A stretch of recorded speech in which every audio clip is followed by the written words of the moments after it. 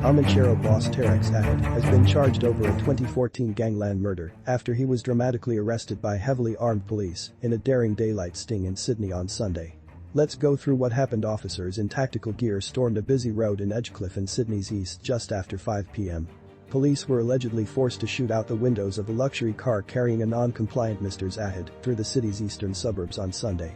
Officers fired beanbag rounds into the vehicle and dragged out the high-ranking crime figure as they feared he and an associate inside might be armed. Mr. Zahed was pulled from the black BMW and left sporting a bandage around his head on busy New South Head Road in Edgecliff about 4:50 p.m.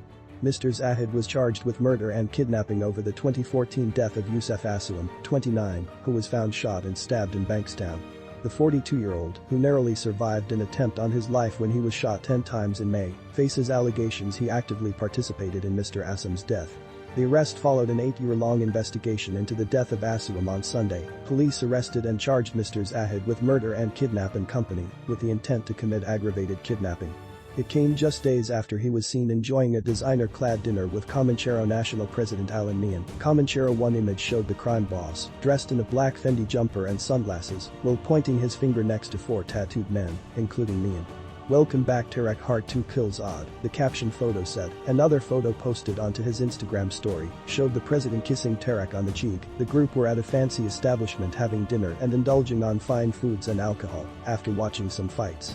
The outing last week was the first time he had been seen in public since he survived the assassination attempt in May. Mr. Zahed narrowly survived an assassination attempt after he was shot 10 times out the front of an Auburn gym.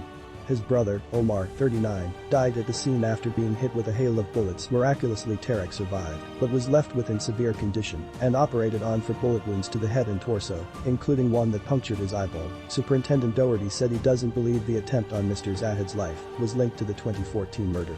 He added the investigation is ongoing and this is the first arrest of many, I'm hoping. Last year Zahed had moved to Melbourne to escape police attention in his home state, where he is bound by a serious crime prevention order that requires him to notify authorities when he returns to NSW. He was in Sydney to attend a function for the weekend when officers swooped when questioned. Superintendent Doherty would not confirm whether police will allege if Mr. Zahed pulled the trigger or what the motivation for the murder was.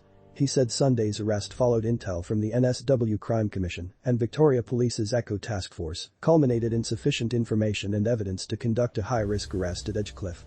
Lawyers for the accused killer told a Sydney court they will apply for Mr. Zahed's bail next week when the matter is heard on September 5 at Bankstown Local Court.